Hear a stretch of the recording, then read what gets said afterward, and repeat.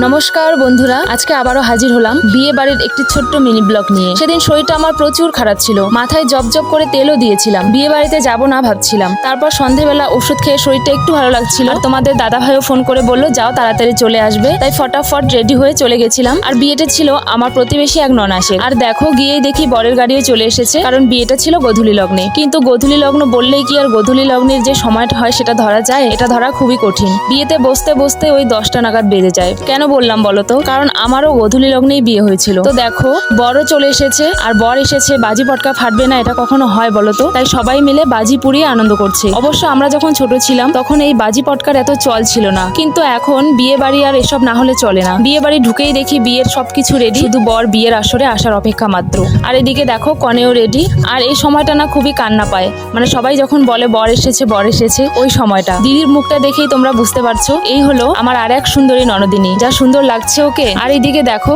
এখন হবে অধিবাস। আগেরকার দিনে নাকি বিয়ের আগের দিনে অধিবাস হতো, কিন্তু এখন আর হয় না, বিয়ের দিনেই হয়। তো এদিকে বিয়ে শুরু হোক ততক্ষণে আমি চললাম খেতে। খাওয়ার শুরুতেই দিয়ে গেল মুখশুদ্ধি পাস, যেটা আমার খুবই পছন্দের। তো তারপর স্যালাড, ভাত, ডাল, বেগুনি আর মুড়িঘণ্ট দিয়ে খাওয়া শুরু করলাম আমি। আর এসব দিয়ে খেতে আমার খুবই ভালো লাগে। তারপর তো মাছ মাংস আছে, মাছ মাংস দিয়ে ভাত খেতে ততটা ভালো লাগে না আমার। তো শেষ পাতে ছিল চাটনি, দই, মিষ্টি।